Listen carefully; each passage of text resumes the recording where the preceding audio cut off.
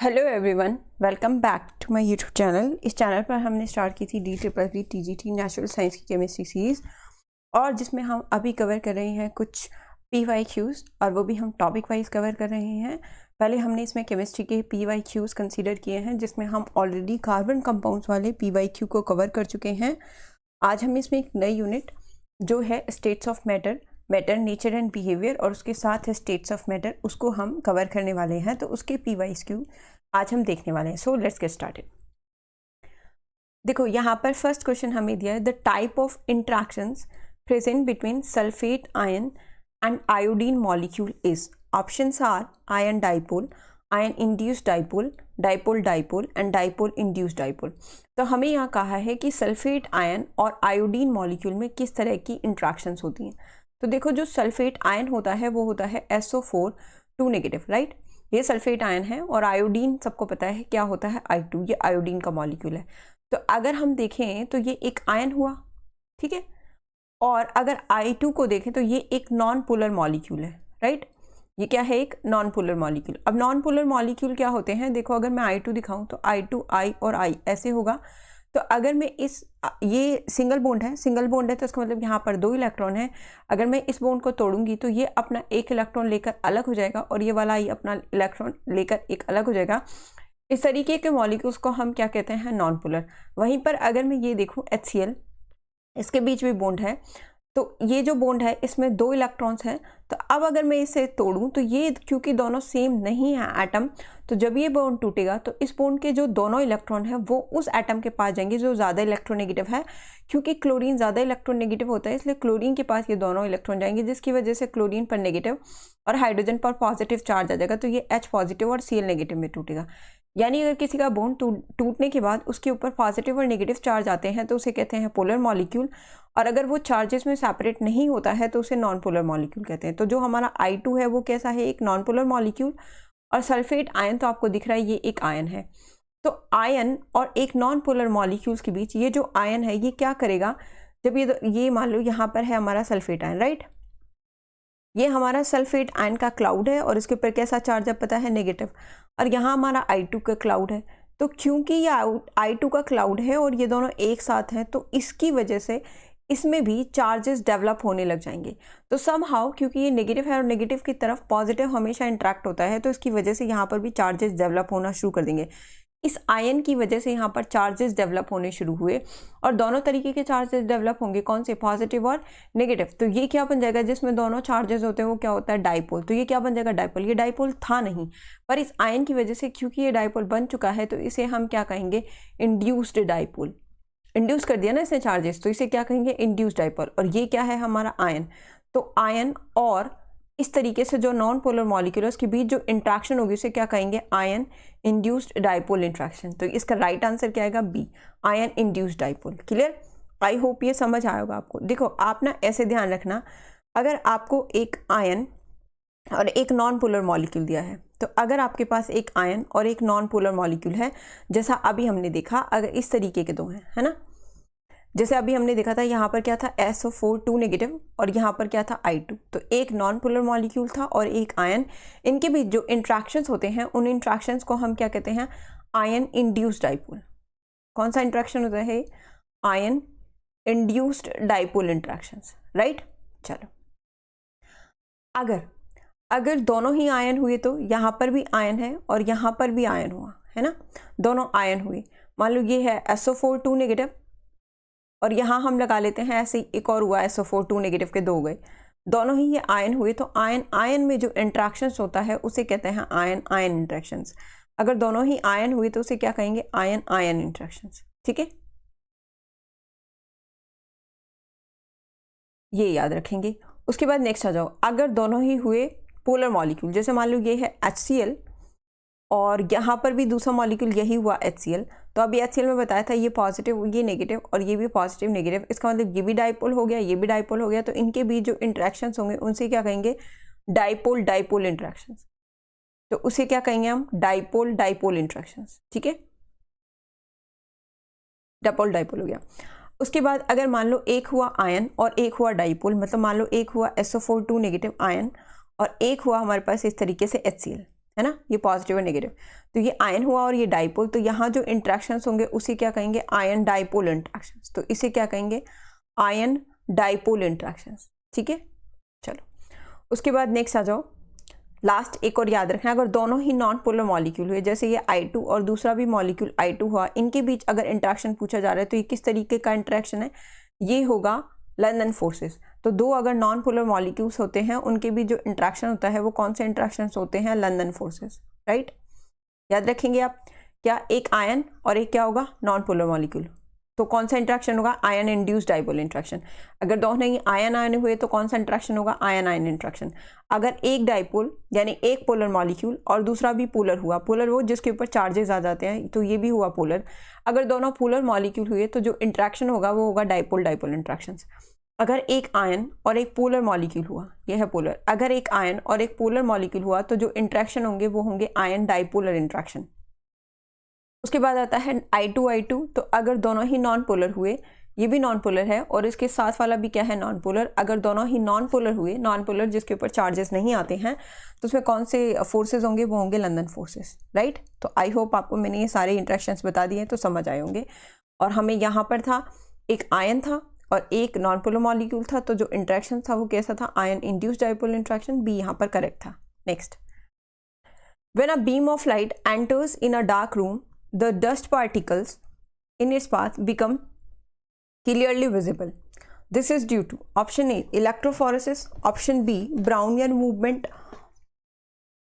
option C Tyndall effect and option D coagulation। ठीक है, अब देखो यहाँ पर हमें बोला है एक बीम ऑफ लाइट है, वो एक डार्क रूम में एंटर करती है तो जो डस्ट पार्टिकल होते हैं वो विजिबल होते हैं। ये फिनोमेना सबने देखा होगा और ऐसा फॉरेस्ट में भी दिखाई देता है, वो कैनोपी होता है, यानी अगर कोई डार्क रूम है उसमें कोई वेंटिलेशन है, वहाँ से जो डस्ट पार्टिकल है वो हमें घूमते हुए दिखाई देते हैं।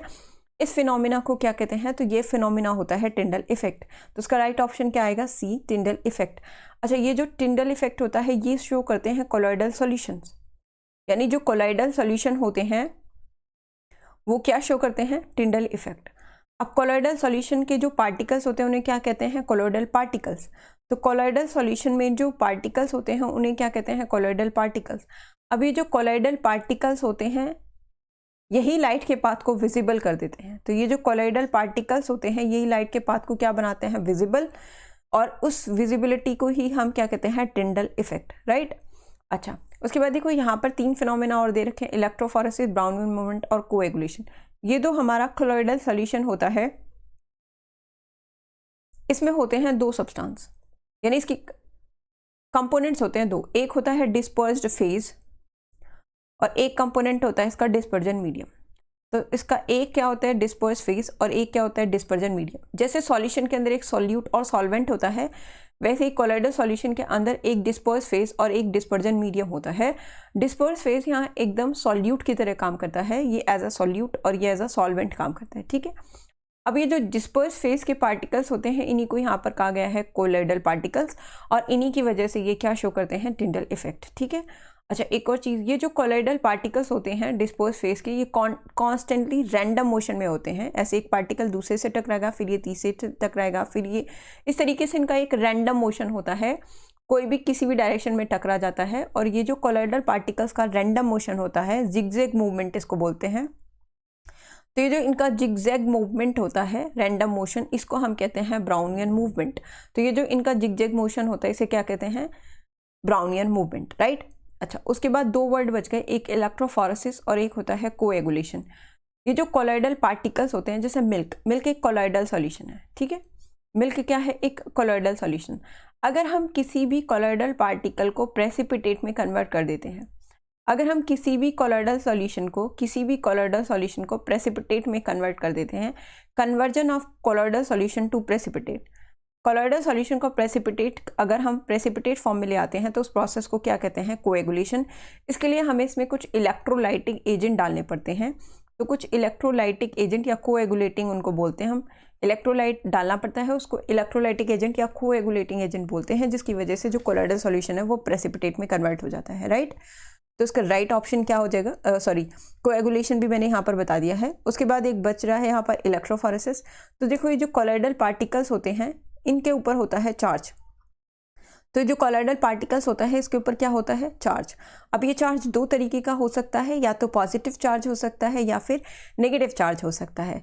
तो जब कॉलॉइडल पार्टिकल्स को किसी इलेक्ट्रिक फील्ड में हम अप्लाई कर देते हैं, मान लो यहाँ एक ट्यूब है, इसके ऊपर इलेक्ट्रिक फील्ड है, यहाँ नेगेटिव चार्ज है और यहाँ पर पॉजिटिव चार्ज है। अब अगर इसके अंदर मैं कॉलॉइडल सॉल्यूशन फिल कर देती हूँ, यानी इसके अंदर है कॉलॉइडल सॉल्यूशन, तो अगर वो नेगेटिवली चार्ज हुआ तो वो पॉजिटिव इलेक्ट्रोड की तरफ मूव करेगा, और अगर वो पॉजिटिवली चार्ज हुआ तो नेगेटिव की तरफ मूव करेगा। तो कॉलॉइडल सॉल्यूशन पर पॉजिटिव चार्ज किसकी तरफ मूव करेगा, नेगेटिव इलेक्ट्रोड की तरफ, और नेगेटिव चार्ज किसकी तरफ मूव करेगा, पॉजिटिव इलेक्ट्रोड की तरफ।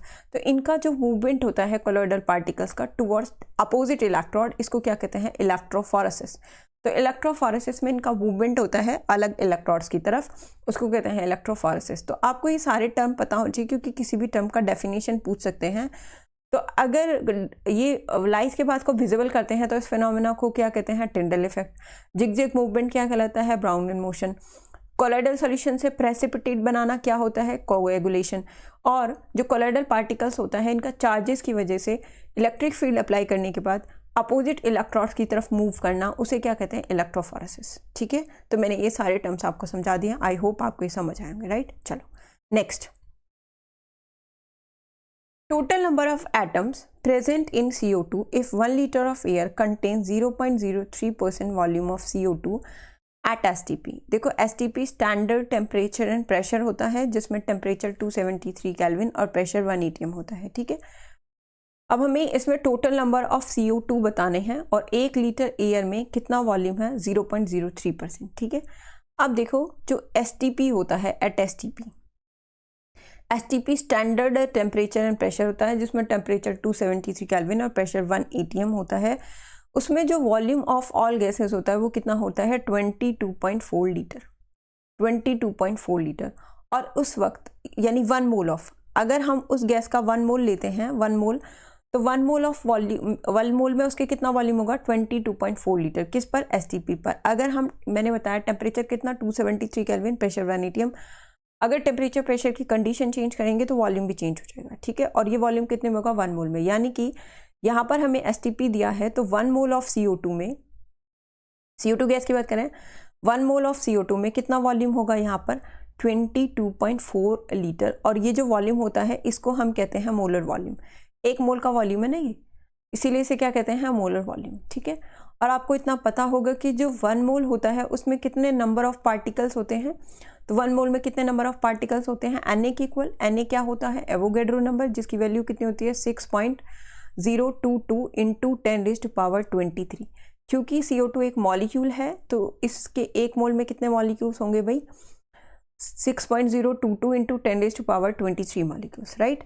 अब देखो, अब मैं, क्योंकि ये भी 1 मोल के इक्वल और ये भी 1 मोल के इक्वल, तो इन दोनों को इक्वेट कर सकते हैं। यानी मैं क्या लिख सकती हूँ कि 22.4 लीटर ऑफ CO2 में, 22.4 लीटर ऑफ CO2 में कितने मॉलिक्यूल्स हैं, 6.022 इंटू 10⁻23 मॉलिक्यूल्स। ये मॉलिक्यूल्स हैं। ठीक है, कैसे किया मैंने, 1 मोल का वॉल्यूम कितना है, 22.4 लीटर। 1 मोल में इतने एटम होते हैं, दोनों 1 मोल के इक्वल, तो इन दोनों को मैंने इक्वेट कर दिया। मुझसे पूछा है 1 लीटर एयर जिसका वॉल्यूम कितना है, 0.03%, उसमें कितने नंबर ऑफ एटम्स होंगे। तो 0.03% ऑफ 1 लीटर ऑफ CO2 में कितने होंगे, ये पूछा है। तो कैसे करेंगे, सिंपल मैथ से, ये आ गया 6.022 इंटू 10⁻23 डिवाइडेड बाय 22.4 इंटू 0.03%। तो 0.03% है, तो परसेंट के लिए मैं यहाँ पर 100 लगा देती हूँ। इसको सॉल्व कर लेंगे, देखो इसको सॉल्व कर लेना आप, इसको सॉल्व करके कुछ आएगा 8.066 इंटू 10⁻18 मॉलिक्यूल्स। ठीक है, तो जब हम इसको सॉल्व करेंगे तो मुझे कुछ इतना मिलने वाला है मॉलिक्यूल्स। पर मुझसे यहाँ पर मॉलिक्यूल्स नहीं पूछा है, ये चीज़ आपको ध्यान देनी है। यहाँ जो हमसे पूछा है वो टोटल नंबर ऑफ एटम्स पूछा है। तो आप CO2 की एटॉमिसिटी कैलकुलेट कर लो। 2 एटम है ऑक्सीजन के और 1 एटम है कार्बन का, तो कितने एटम हुए टोटल, 3। तो जो भी ये मॉलिक्यूल्स आए हैं उसको टोटल एटॉमिसिटी से मल्टीप्लाई कर दो। तो कितने से मल्टीप्लाई कर देंगे, 3 से। और जब हम इसे 3 से मल्टीप्लाई करेंगे तो हमें मिलेगा 2.4 इंटू 10⁻19 एटम्स। ठीक है, तो ये थोड़ा सा ध्यान रखना, आपसे एटम्स पूछा है या मॉलिक्यूल्स। अगर हमसे यहाँ मॉलिक्यूल पूछा जाता तो हम यहीं पर आंसर छोड़ देते, बट हमसे पूछा यहाँ एटम्स, तो एटम्स के लिए जो भी मॉलिक्यूल होता है उसकी एटॉमिसिटी कैलकुलेट कर लो और एटॉमिसिटी से उस मॉलिक्यूल को मल्टीप्लाई कर दो तो आपको नंबर ऑफ एटम्स मिल जाएंगे। तो इसका राइट ऑप्शन क्या आएगा? बी। क्लियर? चलो next. The age of ancient ideal is estimated by option A uranium lead method, option B radiocarbon dating method, option C actinium lead method and option D thorium lead method। देखो, अगर किसी भी कोई पुराना object है, artefact है, उसकी अगर आपको एज कैलकुलेट करनी है, ठीक है, तो अगर कोई आर्टिफैक्ट है यानी कोई नॉन लिविंग ऑब्जेक्ट है, अगर कोई नॉन लिविंग ऑब्जेक्ट है जैसे कि कोई रॉक है ना, कोई मूर्ति है पुरानी, जैसे यहाँ पर दिया गया एक आइडल, तो कोई पुरानी मूर्ति हो गई, ठीक है, या फिर कोई पुरानी रॉक हो गई। अगर आपको उसकी एज कैलकुलेट करनी है तो उसके लिए जो मेथड हम यूज़ करते हैं वो करते हैं यूरेनियम लेड मेथड। तो अगर नॉन लिविंग है, कोई भी आर्टिफैक्ट है पुराना, कोई रॉक है, कोई आइडल है या कुछ और है जो नॉन लिविंग है, उसके लिए जो मेथड हम यूज़ करते हैं वो कौन सा मेथड यूज़ करते हैं? Uranium lead method, right. वहीं पर अगर मान लो हमारे पास कोई लिविंग है, कोई लिविंग ऑब्जेक्ट है जो डेड हो गया है, जो बहुत पुराना है, तो आपको पता है वो लिविंग जब डिकम्पोज हो जाएगा, उसे बहुत टाइम हो जाएगा, तो किस में कन्वर्ट हो जाता है? फोसिल फ्यूल्स में। फोसिल फ्यूल्स जिसके अंदर प्लांट्स और एनिमल्स आ जाते हैं, यानी जितने भी लिविंग ऑर्गेनिजम्स हैं, जब वो डेड हो जाते हैं, डिकम्पोज हो जाते हैं, तो वो किस में कन्वर्ट हो जाते हैं? फोसिल फ्यूल्स में। फोसिल फ्यूल्स की एज कैलकुलेट करने के लिए जो मेथड यूज़ किया जाता है वो कौन सा मेथड होता है? रेडियो कार्बन डेटिंग मेथड, ठीक है। तो उसके अंदर कौन सा मेथड यूज़ होता है? Radio carbon dating method, right. अब ये जो रेडियो कार्बन डेटिंग मेथड होता है, इसमें आपको याद रखना है कि इसमें जो कार्बन यूज़ किया जाता है वो कार्बन का आइसोटोप यूज़ किया जाता है, जिसका एटॉमिक मास कितना होता है? 14। तो उसका मास नंबर 14 होता है, ये वाला कार्बन उसमें यूज़ किया जाता है, और इसकी जो हाफ लाइफ है वो 5730 ईयर्स होती है। ये भी आपको याद रखे जाए, ठीक है। तो आप ये दोनों मेथड याद रखेंगे। कोई पुराना आर्टिफैक्ट है जो नॉन लिविंग है, उसके लिए यूरेनियम लेड मेथड होता है, और अगर कोई लिविंग ऑर्गेनिज्म है यानी फोसिल फ्यूल, उसके लिए radio carbon dating method use होता है। तो हमसे यहाँ पूछा था आइडल का, क्योंकि आइडल एक मूर्ति हो गई पुरानी, तो एक नॉन लिविंग हो गई, तो उसके लिए कौन सा मेथड यूज़ करेंगे? Uranium lead method. So option E is correct. चलो next. 4 gases A, B, C, D have Henry's law constant 3, 4, 5, 6 respectively. Maximum solubility of the gas in the liquid is found in option A it is the same for all, option B, option C D, option D A। ठीक है, यहाँ पर देखो हमें 4 gases दिए हैं, एक है A, फिर B, फिर C और D। इनका जो हेनरी कांस्टेंट की वैल्यू है वो है 3, 4, 5 और फिर क्या दिया है? 6। हमसे पूछा है कि मैक्सिमम सॉल्युबिलिटी किसकी होगी, ठीक है। देखो, उसके लिए पहले आप हेनरी लॉ समझो। हेनरी लॉ होता है एक, हेनरी लॉ क्या कहता है? हेनरी लॉ ये कहता है कि गैसेस की जो सॉल्युबिलिटी होती है, ये गैसेस की सॉल्युबिलिटी को एक्सप्लेन करता है इन लिक्विड्स। यानी अगर हम किसी लिक्विड के अंदर किसी गैस को मिला रहे हैं, डिसॉल्व कर रहे हैं, तो उसके लिए हेनरी लॉ क्या कहता है? हेनरी लॉ ये कहता है कि ये जो गैसेस की प्रेशर होगा, pressure of the gas is directly proportional to the solubility of the gas. Pressure of the gas, partial pressure of the gas is directly proportional to the solubility of the gas, ठीक है। यानी जितना ज़्यादा pressurise करेंगे gas को, gas की solubility उतनी ही बढ़ती हुई चली जाएगी, ठीक है। इसीलिए जो कोल्ड ड्रिंक्स के अंदर CO2 होती है वो बहुत ही ज़्यादा हाई प्रेशर पे फिल की जाती है, ताकि CO2 की सॉल्युबिलिटी बढ़ सके कोल्ड ड्रिंक्स के अंदर, ठीक है। तो हेनरी लॉ क्या कहता है कि जिस भी गैस को हम लिक्विड के अंदर डिसॉल्व करें, उसका जितना ज़्यादा प्रेशर होगा उसकी सॉल्युबिलिटी इतनी ही ज़्यादा होगी। गैसेस की जो सॉल्युबिलिटी है उसे हम रिप्रेजेंट करते हैं मोल फ्रैक्शन से, यानी मोल फ्रैक्शन ही उनकी सॉल्युबिलिटी को एक्सप्लेन करता है, ठीक है। तो जो मोल फ्रैक्शन होता है उसके लिए सिंबल X होता है, क्योंकि गैस की बात करी तो मैंने यहाँ G लगा दिया। तो जो हेनरी लॉ है वो क्या कह रहा है? Pressure of the gas is directly proportional to the mole fraction of gas. Proportional हटाकर हम यहाँ कांस्टेंट लगाते हैं, और यहाँ जो कांस्टेंट लगता है वो लगता है हेनरी कांस्टेंट। तो ये क्या हो गया? KHX gas. तो KH क्या है यहाँ पर? Henry constant. ये क्या है यहाँ पर? हेनरी कांस्टेंट, ठीक है। ये हेनरी लॉ का फॉर्मूला होता है। अब अगर इसे थोड़ा सा मॉडिफाई करें तो देखो, अगर मैं यहाँ से KH की वैल्यू निकालूँ तो मुझे क्या मिलेगा? P gas divided by X gas equal to KH। ऐसा लिख सकती हूँ मैं यहाँ पर, बस मैं इस X को यहाँ पर ले गई। अब अगर मान लो हर गैस का प्रेशर सेम है, इन चारों गैसेस का अगर प्रेशर सेम है, तो अगर इनका प्रेशर सेम है तो जो KH है वो इन्वर्सली प्रोपोर्शनल किसके? सॉल्युबिलिटी के। तो KH is inversely proportional to solubility. इसका मतलब सॉल्युबिलिटी जितनी ज़्यादा होगी हेनरी कांस्टेंट उतना कम होगा, यानी हम क्या कह सकते हैं कि अगर KH की वैल्यू इंक्रीज करती है तो जो सॉल्युबिलिटी है वो क्या करेगी, डिक्रीज। KH की वैल्यू अगर इंक्रीज करेगी तो सॉल्युबिलिटी क्या करेगी, डिक्रीज। तो यहाँ देखो ये है KH की वैल्यूज जो हमें दे रखी है, वो हेनरी कांस्टेंट की वैल्यू है, तो इसकी वैल्यू कितनी है 3, फिर कितनी है 4, फिर क्या है 5 और 6। तो सबसे कम हेनरी वैल्यू किसकी है, एक ही। इसका मतलब इसकी सबसे ज़्यादा सॉल्युबिलिटी होगी। हेनरी कांस्टेंट की वैल्यू जितनी कम, सॉल्युबिलिटी उतनी क्या होगी, ज़्यादा। तो हमसे यहाँ पूछा है मैक्सिमम सॉल्युबिलिटी, तो मैक्सिमम सॉल्युबिलिटी किसकी होगी भाई, ए की। So option D is correct, A. अगर हमसे पूछा जाता मिनिमम सॉल्युबिलिटी तो वो डी की हो जाती। तो आप ये थोड़ा सा याद रखेंगे कि जो हेनरी कांस्टेंट होता है KH, वो इनवर्सली प्रोपोर्शनल होता है किसके, सॉल्युबिलिटी के। तो वो इनवर्सली प्रोपोर्शनल होता है सॉल्युबिलिटी के।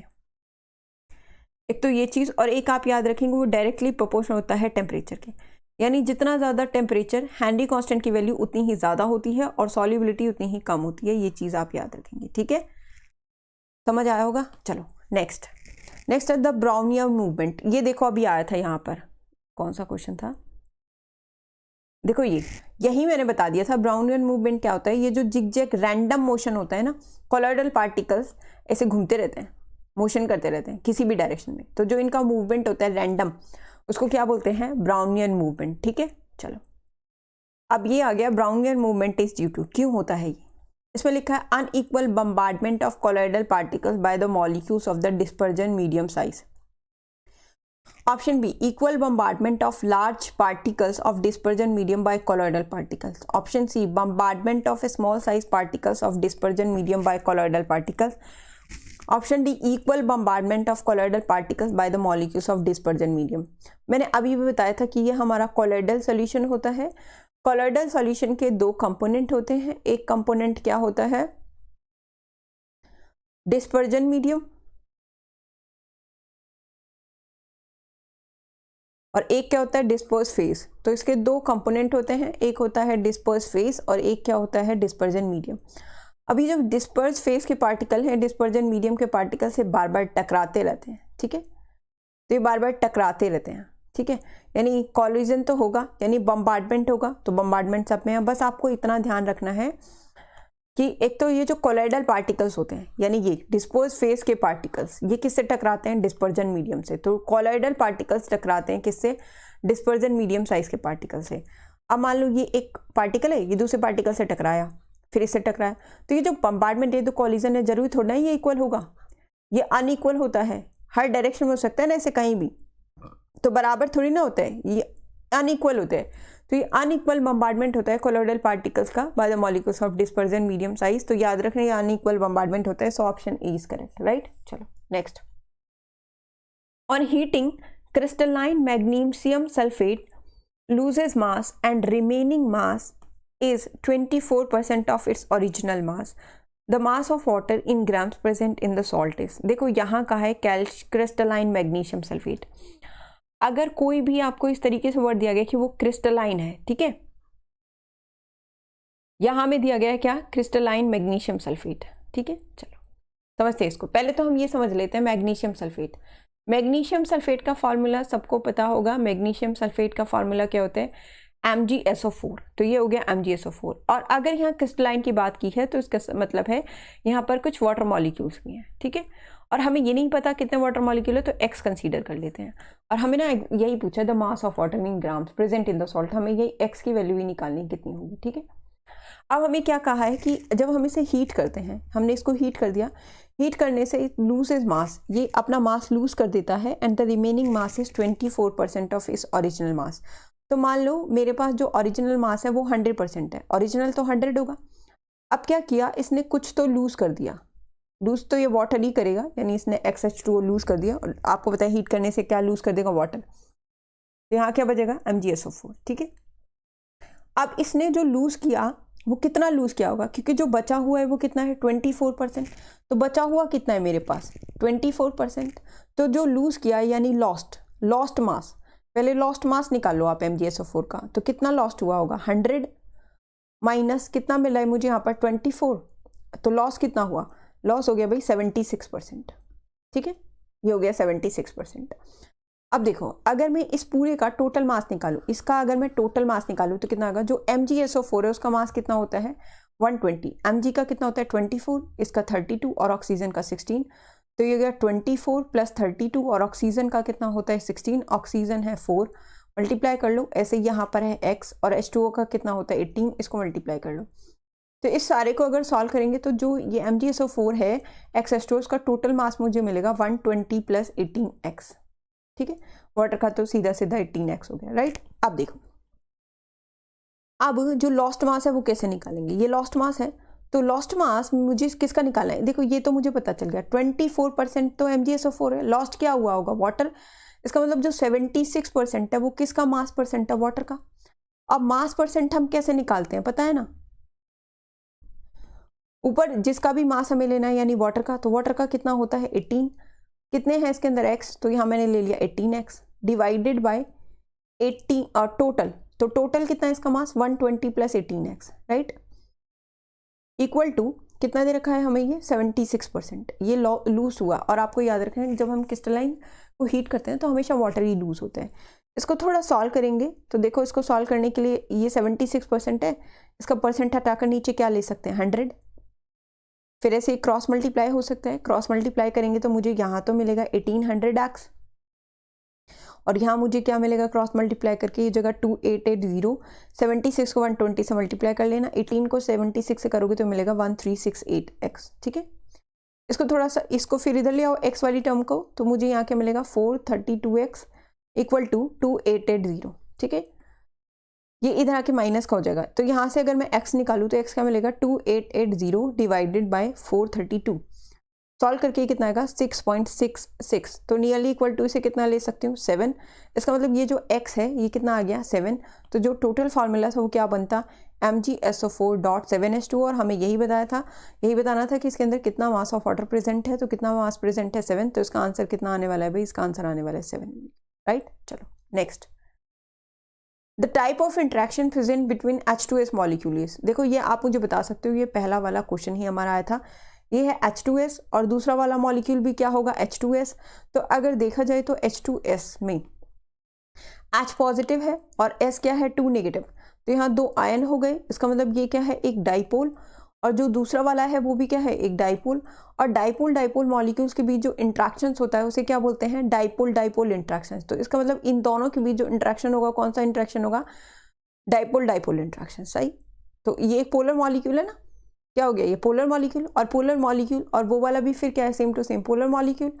पोलर मॉलिक्यूल्स के बीच जो इंट्रैक्शन होता है वो कौन सा इंट्रैक्शन होता है? Dipole dipole interaction. तो इसका कौन सा ऑप्शन करेक्ट है? Option B is correct. Next, 2 bottles X and Y contains 1 molar and 1 molar aqueous solution of caustic soda respectively. तो यहाँ कुछ ऑप्शन दिए हैं। X and Y have equal concentration. It is impossible to compare concentration.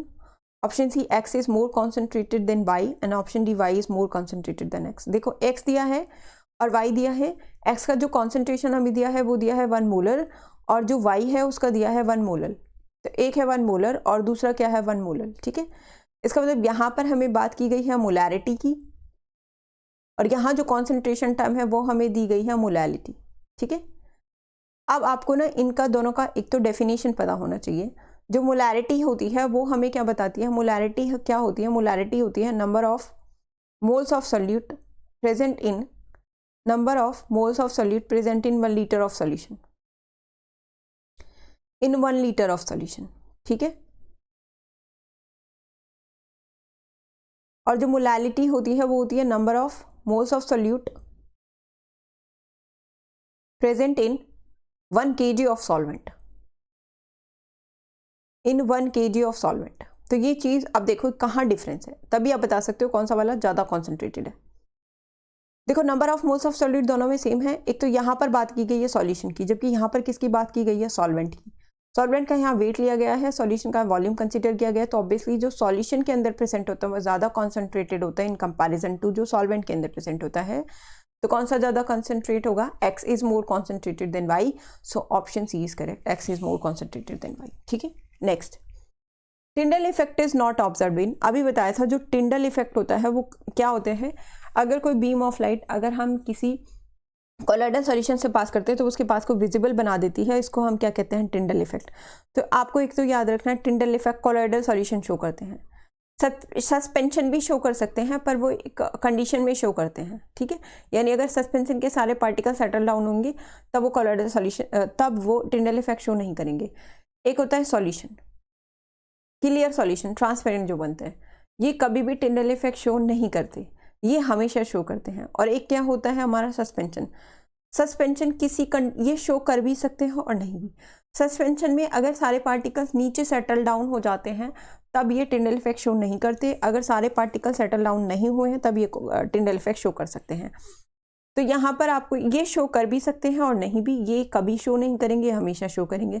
तो यहाँ पूछा है कौन सा टिंडल इफेक्ट शो नहीं करेगा, तो आप इतना पता कर लो इसमें से कौन सा सॉल्यूशन है। अगर इसमें कोई भी सॉल्यूशन है तो टिंडल इफेक्ट शो नहीं करेगा। देखो एक तो ब्लू कलर स्काई बोला है, गोल्ड सोल बोला है, स्मोक है और एक ग्लूकोज सॉल्यूशन है। आप पता करो इनमें से कौन सा सॉल्यूशन है। तो देखो ग्लूकोज सॉल्यूशन तो सॉल्यूशन ही होगा ना, ग्लूकोज सॉल्यूशन क्या होगा, ग्लूकोज इन वाटर। अगर ग्लूकोज को वाटर में डिजोल्व करते हैं तो कंप्लीटली डिजोल्व हो जाता है। अगर वो कंप्लीटली डिजोल्व हो जाता है इसका मतलब वो क्लियर ट्रांसपेरेंट सॉल्यूशन बन जाता है, ये कभी भी टिंडल इफेक्ट शो नहीं करेगा। तो इसका राइट ऑप्शन क्या आएगा, डी, राइट। चलो next, C divers uses a mixture of 11.7% helium, 56.2% nitrogen and 32.1% O2 to cope up with pressure underwater. It is an application of option A Raoult's law, option B Dalton's law of partial pressure, option C Henry's law and option D Gram's law of diffusion. अब देखो थोड़ी देर पहले एक Henry law आया था। Henry law में क्या कहा था कि जो भी प्रेशर ऑफ द गैस होता है, ये एक तो गैसेस इन लिक्विड को एक्सप्लेन करता है। अगर हम गैसेस को वाटर के अंदर डिसॉल्व करते हैं तो उनकी सॉल्युबिलिटी को एक्सप्लेन करता है। कौन, हेनरी लॉ। अभी बताया था ये क्या एक्सप्लेन करता है, pressure of the gas is directly proportional to the solubility of the gas. जितना ज़्यादा प्रेशर होगा गैस का उतनी ही सॉल्युबिलिटी बढ़ जाएगी, ठीक है। अब हमें ये पूछा है, यहाँ कुछ दे रखा है डेटा और उस डेटा के हिसाब से हमसे पूछा है ये कौन सा किसका एप्लीकेशन है। तो आप यही देख लो, यहाँ गैसेस की बात की गई है और उन गैसेस को लिक्विड में डिसॉल्व होने की बात है ना, वाटर है, तभी आप समझ जाओ। अगर गैसेस इन लिक्विड की बात हो रही है तो कौन सा लॉ है, हेनरी लॉ। तो option C is correct, Henry law, ठीक है। देखो आप यहाँ पर इसको मैं थोड़ा सा बता देती हूँ। जो सी डाइवर्स होते हैं यानी जो स्कूबा डाइवर्स होते हैं, जो सी डाइविंग में जाते हैं, स्कूबा डाइवर्स, ठीक है। अब वो नीचे जाते हैं पानी में तो वो बहुत ज़्यादा वहाँ पर प्रेशर होता है। अब अगर वो बहुत ज़्यादा प्रेशर होता है तो नाइट्रोजन भी ब्लड में डिज़ोल्व होने लग जाती है। जब नाइट्रोजन ब्लड में डिज़ोल्व होती है तो वो पहले तो डिज़ोल्व हो जाएगी, जब वो डाइवर सरफेस पर आएगा तो ये जो तो प्रेशर कम होगा, प्रेशर कम होगा तो ये जो नाइट्रोजन है ब्लड से बाहर निकलेगी, ब्लड सेल से बबल आउट होकर, और वो जो कंडीशन होगी उस कंडीशन को कहते हैं बेंड। ये बहुत ही ज़्यादा पेनफुल कंडीशन होती है और कभी कभी इतनी ज़्यादा पेनफुल हो जाती है कि इसमें डेथ भी हो जाती है। तो क्या होता है, जो स्कूबा डाइवर्स जाते हैं वो सिलेंडर यूज़ करते हैं। उस सिलेंडर में आपको याद रखना है एक तो N2 होती है जो कितनी होती है 56.2%, एक होती है ऑक्सीजन, और ऑक्सीजन कितनी होती है वहाँ पर 32.1%, और उसके अंदर हीलियम भी मिक्स किया जाता है। तो आपको ये याद रखना है कि उसके अंदर हीलियम भी मिक्स किया जाता है। कितना किया जाता है 11.7%। अब ये जो हीलियम होता है ये नाइट्रोजन की सॉल्युबिलिटी को ब्लड में कम करता है। तो सॉल्युबिलिटी को कम करने के लिए, बैंड की कंडीशन को अवॉइड करने के लिए हीलियम मिक्स किया जाता है। ये आप याद रखेंगे, कितना मिक्स किया जाता है ये भी याद रखेंगे, 11.7%। और ये किसकी एप्लीकेशन है, ये हेनरी लॉ की एप्लीकेशन है, इसको आप याद रखेंगे। क्लियर है। चलो next, identify the incorrect statement among the following regarding Brownian movement. देखो ब्राउनियन मूवमेंट पे ये थर्ड क्वेश्चन आया आज, है ना। ब्राउनियन मूवमेंट पता है ना, कोलॉइडल पार्टिकल्स का जिगजैग मोशन, ठीक है, वो क्या होता है ब्राउनियन मूवमेंट। अब ब्राउनियन मूवमेंट में हमें यहाँ क्या पूछा है कि इनकरेक्ट स्टेटमेंट बताना। Option A, it is observe up to particle size of 0.5 micron, micron में होते हैं 10⁻⁻⁶ मीटर, ठीक है। Option B, it is independent of wavelength of light used. Option C, it depends upon temperature. Option D, it is a kinetic property of sol. देखो option A correct है इसका, ये 0.5 micron तक ऑब्जर्व किया जा सकता है। ऑप्शन सी भी करेक्ट है, टेम्परेचर पर डिपेंड करता है, क्योंकि ये मूवमेंट कर रहा है तो वेलोसिटी होगी, वेलोसिटी होगी तो कौन सी प्रॉपर्टी होगी, काइनेटिक प्रॉपर्टी भी करेक्ट है। तो इनकरेक्ट स्टेटमेंट कौन सा है, बी, बी यहाँ पर इनकरेक्ट है और हमें इनकरेक्ट ही बताना था, तो हमारा करेक्ट ऑप्शन कौन सा होता है, बी इज इनकरेक्ट। तो आप याद रखना यहाँ पर कि जो ब्राउनियन मूवमेंट होता है वो किस किस पर डिपेंड करता है।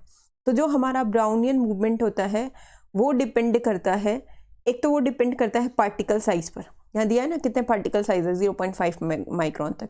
तो एक तो वो हमारा पार्टिकल साइज पर डिपेंड करता है, एक वो डिपेंड करता है टेम्परेचर पर, टेम्परेचर कितना है, अगर टेम्परेचर ज़्यादा होगा तो मूवमेंट भी फास्ट हो जाएगी। एक वो डिपेंड करता है विस्कोसिटी पे, विस्कोसिटी मतलब गाढ़ापन, अगर कोई कोलोइडल सॉल्यूशन ज़्यादा गाढ़ा हुआ तो उसमें मूवमेंट कम होगा। और एक वो डिपेंड करता है नंबर ऑफ पार्टिकल्स पर। तो इन चार पर हमारी जो ब्राउनियन मूवमेंट होती है वो डिपेंड करती है पार्टिकल साइज पर, नंबर ऑफ पार्टिकल्स पर, टेम्परेचर पर और विस्कोसिटी पर। तो वो वेवलेंथ पर डिपेंड नहीं करती है, तो ऑप्शन बी यहाँ करेक्ट हो जाएगा। ठीक है, चलो नेक्स्ट। अच्छा, ये वेवलेंथ पे भी डिपेंड करता है भाई, हाँ। तो ये किस पे डिपेंड करता है, ये वेवलेंथ पे भी डिपेंड करता है कि जो लाइट है उसकी वेवलेंथ कितनी है, तो ये उस पर भी डिपेंड करता है। तो ये वेवलेंथ पर भी डिपेंड करता है। तो यहाँ जो ये लिखा है इट इज इंडिपेंडेंट, ये गलत है क्योंकि ये वेवलेंथ पर भी डिपेंड करता है, राइट। चलो next. 10 gram of gas occupies 5.6 litre of volume at STP, the vapour density and formula of the compound are. यहाँ लिखा है, हमें क्या दिया यहाँ पर, STP की एक तो बात की गई है, ठीक है। किसकी बात की गई है, STP की। और STP पे मैंने बताया था अगर हम किसी भी गैस की बात करें तो STP पर उस गैस के 1 मोल में, अगर हम किसी भी गैस की बात करते हैं STP पर, तो उसके 1 मोल में कितना वॉल्यूम होगा, उसके 1 मोल में वॉल्यूम होगा 22.4 लीटर। तो उसमें कितना वॉल्यूम होता है, 22.4 लीटर 1 मोल में। और 1 मोल में ही उसमें पार्टिकल्स भी पता है, और 1 मोल में आपको ये भी पता होना चाहिए उस गैस में जो मास है वो मोलर मास के इक्वल होगा। तो उस 1 मोल में जो मास होता है वो किसके इक्वल होता है, मोलर मास के इक्वल। अब हमें यहाँ गैस तो दी नहीं है, मान लो कोई X गैस है, ठीक है। तो उस X गैस के 1 मोल में कितना वॉल्यूम होगा, 22.4 लीटर, और उसका 1 मोल में मास कितना होगा, मोलर मास। तो हमें ये बोला है कि इसका जो 10 ग्राम है, यानी इसका जो 5.6 लीटर वॉल्यूम है X गैस, उसका मास कितना है, उसका मास हमें दे रखा है 10 ग्राम। अब हमें उसका वेपर डेंसिटी और फार्मूला बताना है। तो पहले आप इस गैस का मोलर मास निकालो। मोलर मास कैसे निकालेंगे, अगर मुझे ये पता चल जाए इसके 22.4 लीटर में कितना मास है, तो वही उसका मोलर मास होगा, क्योंकि 22.4 लीटर किसके इक्वल होता है, 1 मोल के इक्वल। और 1 मोल में मास कितना होता है, मोलर मास के इक्वल। तो डायरेक्टली मैं 22.4 लीटर में अगर मैं मोलर मास निकाल दूँ तो मुझे पता चल जाएगा उसका मोलर मास कितना है। 5.6 लीटर में मुझे पता है कितना मास है, 10 ग्राम। तो ये हो गया वॉल्यूम, और ये क्या हो गया, इसका मास। तो अब मुझे 5.6 लीटर में पता है कितना मास है, 10 ग्राम। तो 22.4 लीटर में निकालो कितना मास होगा। चलो, तो कैसे निकालेंगे, 10/5.6 इंटू 22.4। इसको सॉल्व कर लो। इसको सॉल्व आउट करेंगे तो ये जो आंसर है कितना आने वाला है इस पर, 40 ग्राम, ठीक है। इसको आप सॉल्व कर लेना। इसको सॉल्व करके मुझे कितना मिलेगा, 40 ग्राम। इसका मतलब जो इसका मोलर मास हुआ, इसका जो मोलर मास हुआ वो कितना हो गया, 40 ग्राम। तो मोलर मास मुझे मिल चुका है, कितना हो चुका है, मोलर मास 40 ग्राम। अब मुझे वेपर डेंसिटी और फार्मूला पूछा है तो बता देती हूँ। मोलर मास होता है 2 इंटू वेपर डेंसिटी। मोलर मास और वेपर डेंसिटी में फार्मूला होता है, तो मोलर मास जो होता है वो होता है 2 into vapour density. Molar mass equal to 2 into vapour density. ऐसे कुछ फॉर्मूले आपको डायरेक्ट याद रखने होंगे, ठीक है। एक क्लास में लेकर आपको सारे फॉर्मूले एक दिन रिवाइज करवा दूंगी। तो ये हो गया मोलर मास। और मोलर मास क्या होता है, मोलर मास होता है 2 इंटू वेपर डेंसिटी, राइट। तो यहाँ जगह 2 इंटू वेपर डेंसिटी को VD कर रही हूँ तो यहाँ जगह 40। तो उस हिसाब से अगर हम VD निकालेंगे तो हमारी जो वेपर डेंसिटी है वो कितनी निकलेगी, 40 डिवाइडेड बाई 2, कितना जगह 20। इसका मतलब वेपर डेंसिटी कितनी है यहाँ पर, 20 ग्राम। तो यहाँ ऑप्शन देखते हैं, देखो ये है 40 80 40 80 20। सिर्फ एक ही है जिसके अंदर 20 दे रखा है, तो कौन सा ऑप्शन करेक्ट आएगा, डी ही करेक्ट आएगा, 20। अच्छा, उससे C3H4 भी देख लो, क्या इसका मास 40 आ रहा है, क्योंकि ये तो वेपर डेंसिटी है। अगर इसका मोलर मास कितना आ रहा था, 40 करके देखो आप, 12 इंटू 3 कितना होगा, 36, और 36 प्लस 4 कितना होगा, 40। यस, इसका मोलर मास भी कितना आ रहा है, 40। तो हमारा राइट ऑप्शन कौन सा होगा, डी, करेक्ट। चलो next. Solubility of potassium chlorate in water is due to. देखो यहाँ पर फिर वही इंट्रैक्शन दे रखे हैं जो आज के फर्स्ट क्वेश्चन में था, तो ये भी इंट्रैक्शन बेस्ड आज का थर्ड क्वेश्चन है। पोटाशियम क्लोरेट, पोटाशियम क्लोरेट होता है KClO3, राइट, इन वाटर। तो पहले देखते हैं, ये जो KClO3 है, अगर इसको देखा जाए तो ये क्या है, K पॉजिटिव, और ये क्या हो जाएगा, ClO3 नेगेटिव। तो ये ClO3 नेगेटिव जाएगा वाटर के अंदर और H2O, तो ये क्या है आयन और ये क्या है डाइपोल। तो आयन और यानी ये एक पोलर मॉलिक्यूल है ना, वाटर तो एक पोलर मॉलिक्यूल होता है, H पॉजिटिव और OH नेगेटिव में टूटते हैं, तो ये हो गया डाइपोल। तो आयन और डाइपोल यानी आयन और पोलर मॉलिक्यूल में जो इंट्रैक्शन होता है वो कौन सा इंट्रैक्शन होता है, आयन डाइपोल इंट्रैक्शन। तो इसका करेक्ट ऑप्शन क्या आएगा, ए, राइट। चलो नेक्स्ट, हेनरी लॉ। देखो हेनरी लॉ पर फिर एक क्वेश्चन आ गया। Henry law is not applicable if option A temperature is high, option B pressure of the gas is high, option C gas does not react with solvent, option D the gases does not undergo dissociation और association. देखो Henry law applicable होता है अगर pressure low होता है, तो यानी अगर प्रेशर बहुत ज़्यादा हाई होगा तो ये हमारा हेनरी लॉ एप्लीकेबल नहीं होगा, लो प्रेशर पर हेनरी लॉ एप्लीकेबल होता है। So option B is correct, pressure low होना चाहिए हेनरी लॉ को अप्लाई करने के लिए, राइट। चलो next, a crystalline hydrated salt on heating gives a residue 44.1% of its mass, the formula of the salt is. ऐसा एक क्वेश्चन पीछे भी आया था जो MgSO4 जैसा था, ठीक है। देखो कोई सॉल्ट है, हमें नहीं पता, वैसे यहाँ पर ऑप्शन देखें तो सारे Na2SO4 के, इसका मतलब जो हमारा सॉल्ट है वो ऐसा हो गया ना Na2SO4.XH2। ऑप्शन में से देख के यही पता चल रहा है, हमें ये बताना है यहाँ x कितने हैं, क्योंकि x की वैल्यू वेरी कर रही है, 7, 2, 5, 10 है ना। तो Na2SO4.XH2 में देखो टोटल सॉल्ट में मान के चलती हूँ ये 100% है, तो अगर मैं टोटल ऐड करके चलूँ तो मैंने कितना ऐड कर लिया, टोटल है यहाँ पर 100%, राइट। अब यहाँ बोला है इसको भी हीट कर लिया, हीट करके वाटर लूज हो जाएगा, जो लॉस्ट होगा वो क्या होगा, वाटर, और जो बचेगा उसे क्या कहा गया यहाँ पर, रेजिड्यू। तो यहाँ कहा है जो रेजिड्यू हमें मिल रहा है वो कितना है, 44.1% ये मिल रहा है, ठीक है। तो लॉस्ट कितना हुआ, लॉस्ट के लिए इसमें 44.1% माइनस करो, 41 माइनस करूँगी तो मुझे मिलेगा यहाँ पर 55.9%। इसका मतलब जो वाटर लूज हुआ वो कितना है, 55.9% हुआ है।